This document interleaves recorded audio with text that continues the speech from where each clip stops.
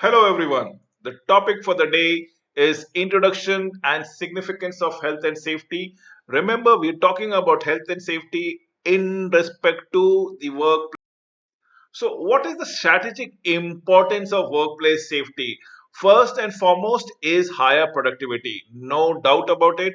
Increased efficiency and quality since there are less accidents, reduced insurance costs, reduced medical expenses, less chances of hospitalization of workers, less chances of company paying for the health of the workers, lower worker compensation rates and payment. Definitely yes, because workers are very much protected. Workers are assured that company is going to take care of them. As a result, they might not be bargaining for a higher salary, improved reputation. Yes, all stakeholders within the society would have a perfect image. The corporate image of the company would be very bright and sunny. So we'll talk about the consequences. We have understood the benefit. What are the consequences of unsafe and unhealthy workplace? Number one is injuries and diseases. Back injuries are most prevalent. Exposure to chemical gives to a long-term health effect, which might actually harm your internal organs.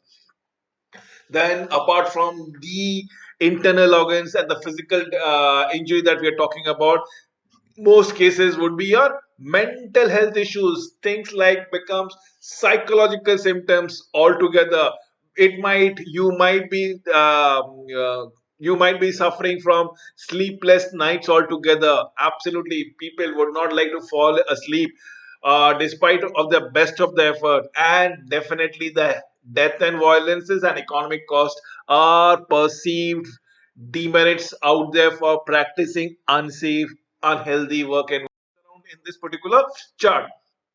So, first and the foremost thing is the global consequences. There are substantial differences in national standard regarding workplace safety and health.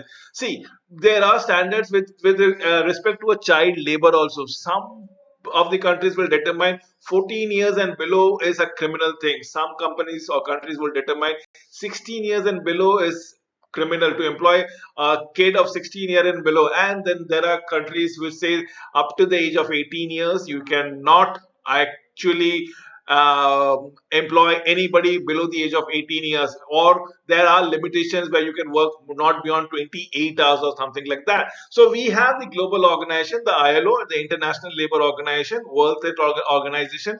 We speak around it. We talk about the strengthening of the international and national policy, the development practice for improving health at work, promoting health at work through technical assistance, technical support. How do we promote it? There are so many techniques that has been given.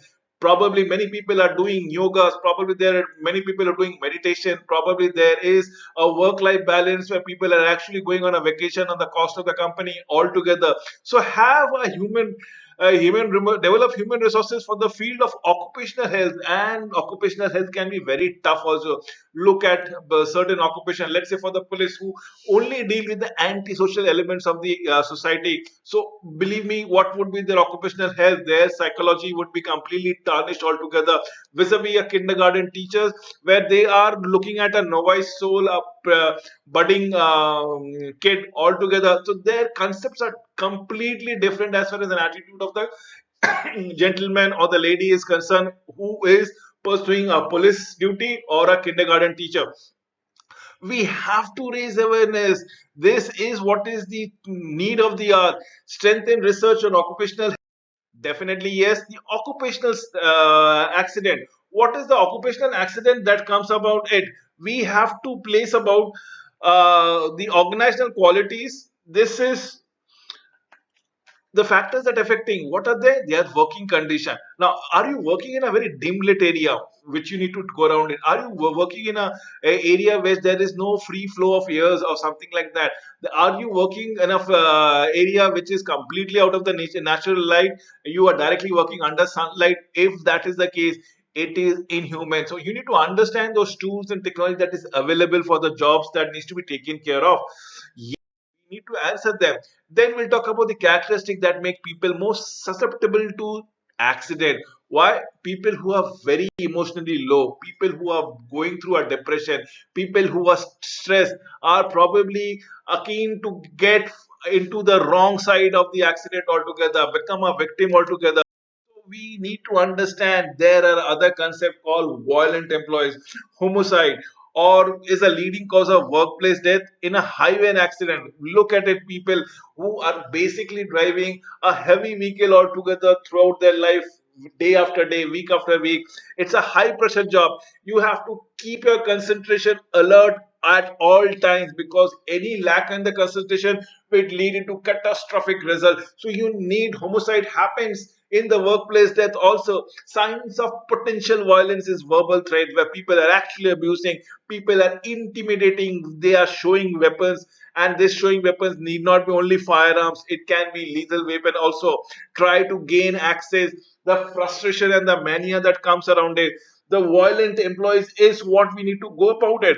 We need to say things, we need to believe it, we trust them, and probably eliminate such kind of threat. Then comes the occupational disease as disease causing hazard. We are working in arsenic zone, probably there might be asbestos, which when you inhale the particles of asbestos, when you inhale, stuck into your lungs and cause a long time default. We have benzene or bichloromethyl that comes around it.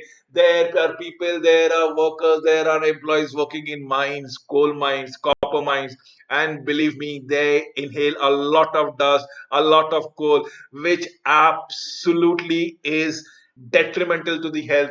This is what we need to talk about it. And in even in the cities, in the hospitals, people are working in radiation department, vinyl chloride, lead. It is very susceptible to become cancerous in such kind of exposure if there are unlawful illegal exposure for to certain radiation. Workers most likely to be exposed, chemical and oil refinery workers, miners, textile workers, steel workers, lead smelters, medical technician, painters, shoemakers, plastic industry workers, you name it and we have it. That is what needs to be understood time and. So disease linked, what are the things? I have already said about cancer. They are essentially liver cancer. They are essentially lung cancer. They are essentially brain cancer. Kidney gets affected. Your sediment get deposited in your kidney. Your kidney is not able to filter those blood. And my thing is, you might have to change your kidneys, and not everybody can be finding a donor kidney at a request. So things are very complicated. Then we have the lungs. This is where we inhale a lot of things that is not conducive towards the health. Yes, leukemia is the blood cancer that we're talking about. It we have already spoken about the lung disease, the bronchitis, the emphysema, lymphoma, aplastic anemia, which might lead to the subsequent generation with autism as such, the central nervous system or the palsy that comes around it, the reproductive disorder. People are unable to bear child because of certain exposures, and yes, skin rashes are much more frequent that we comes around it. We need to about understand what is there altogether. So this is what the skin disease is all about it. Let's prevention, design for safe environment, look into it. If for any welding machines we have the protection, we have to have a goggles around here for any kind of thing. What are the guards, what are the handrails, the safety goggles, helmet, warning lights, self-correcting mechanism, and automatic shut-offs that needs to be there to build a wonderful safe environment for your employees, for your workers, for your staff. You need to plan the ergonomics in a particular fashion that changes the job environment altogether. It matches or it compensates the limitations of the employees, or probably matches the capabilities of the employees as you go around with it. So ergonomics needs to be designed in a well planned manner. Accident prevention is the another thing which comes around it, which is all we need to go about. Now health and safety committees, what are they doing at departmental level, do about the implementation at functional level, at a unit level, at subunit level. We need to go again and again at organizational level, formulate those policies. Behavior modification, small percentage of workforce is responsible for the majority of the health insurance claims. Remember, this is what we comes around it. You have to understand, it is only a handful of person which can eat up to the medical insurance claim that comes around it. So you need to ensure that everybody in your organization should be accident free or exposure free. When I say exposure, in terms of hazardous element, measure, communicate, monitor, reinforce desired behavior, assessing the intervention as and when on record, determining how effective the intervention is, all about it. This is very important, very pertinent. Talk about disease permissions, what exactly is all about it. Reduce the incident of disease. What are they? Keep a record of it. Monitor the exposures. Genetic screening needs to be done time and again. During the time of recruitment, do the genetic screening. Tell them why people are not being hired because of the possibilities of being exposure or getting infected. We comes into the next proposition is what is OSHA, Occupational Safety and Health Act. Mission of OSHA is to assure safety and health of workers by setting and enforcing standard. This is very around it. Safety and health of the workers is by enforcing standard. How do you go about it? First and foremost is provide training and education. Establish partnership with the business, with the requisite numbers of hospitals that comes around it. All medical facilities need to be extended, encouraging continual improvement in the workplace and health safety factors. Definitely have a continuous speech, a continuous talk, continuous workshop on a weekly basis. Employ them, instigate them, motivate them, and keep them informed. The idea is to hammer the word safety in their practices, in their mind altogether. Coverage of all employees, all non-governmental employers and employees, be it of that provincial government, be it of that federal government. You need to ensure is working around it for the benefit of it. Then comes the OSHA standard, generally applied to maritime and construction and agriculture. But please, agriculture because chemicals laden out here, construction because of heavy equipment laid out here, maritime because it is all about waters and oil industry that is basically accident prone. But apart from it, please apply to any and every industry, in any and every company that you formulate. There is nothing, safety just cannot be compensated or compromised. Cover the workplace, machinery, equipment, material, power sources, processing, protecting, clothing, first aid, and administrative requirement as the case might be. Enforcement of the act, the Secretary of Labor or the Ministry of Labor, whatever you call it, is authorized by the work by the act to go for inspection. You have the inspectors to go around it, issue letters, issue citation, impose penalties on the employers if they are not following the OSHA principles altogether in spirit. So inspection are conducted as on when on required by the Department of Labor. We have to create a safety work environment. How do we go around it? First and the foremost thing is to set up an awareness program. Now please understand, this awareness program need can be on weekly basis, it can be on weekly basis, remember it can be on monthly basis, but it has to be there on a regular interval, just to refresh the memories of the recalls, the details of safety in the minds of the workers. We need to have the accident and investigation record. If there are any, why did it happen? You need to take proper precaution that those mistakes are not repeated. Enforcement of safety rule is a must. You have to do it by the law. You have to incentivize, if not force, if not punish. Safety and motivation of the knowledge and level that needs to be creating for a work safe environment, that is important. Promoting safety awareness, the key role of supervisor is to communicate for the need of safety with the workers. Proactive safety training program, first aid, defensive driving, accident prevention technique. Now this is what is the safety training program is all about it. You need to tell them what are the first aid, how do you go for defensive driving, what are the accident prevention technique, how do you handle hazardous material, what happens when there is an emergency situation, how do you handle it. So information technology and safety awareness is the go around it.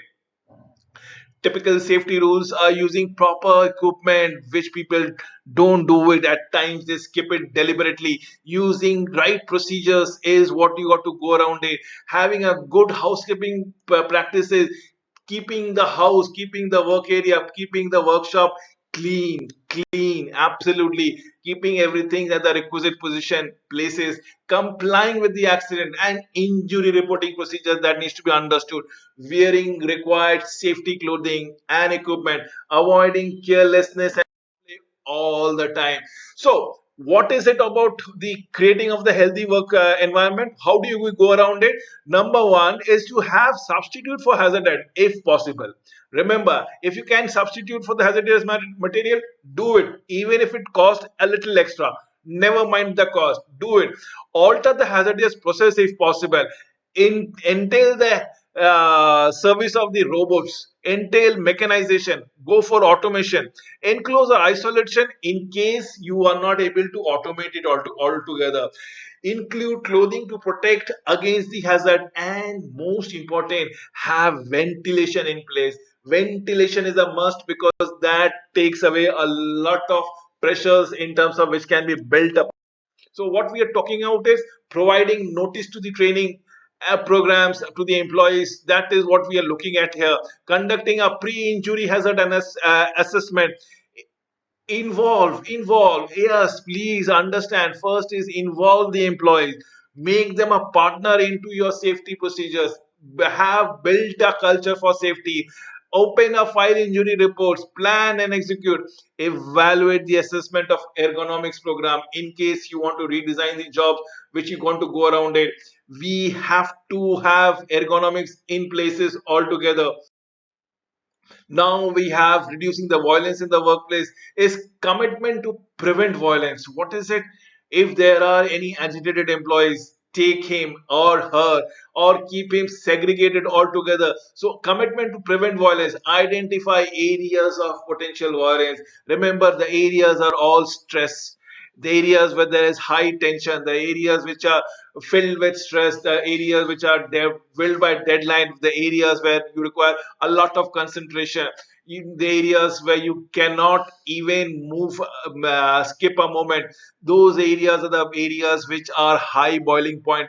Develop a violence prevention policy that comes around it.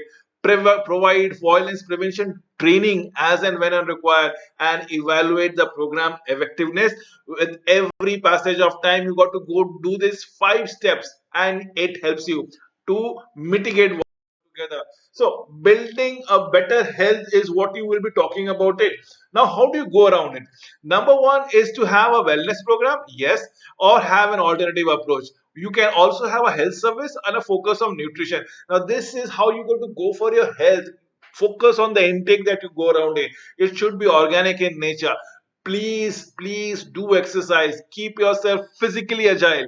Have an alternative process, and the health services will to be around it. Remember, employee health is a must requirement. The cleanliness of the sewerage and sanitation matters. The ventilations needs to be done. The temperature should be soothing and out in the vicinity of 25 to 30 degree. Cross ventilation required. Remember, thermometers should be kept invisible. Dust suckers, mask, lightning, safe drinking water is required. What is safe drinking water? Essentially 4 liters a day, minimum 6 meters from the toilet. So you cannot have a saved your potable water or drinking water at the vicinity where your toilet is located at it. It has to be a 6 meter difference. The water coolers has to be present for every 250 employees that you employ. If it is, let's say, a school or college where there are less employees but more students, so every 250 attendees within the proximity, you have to keep a water cooler.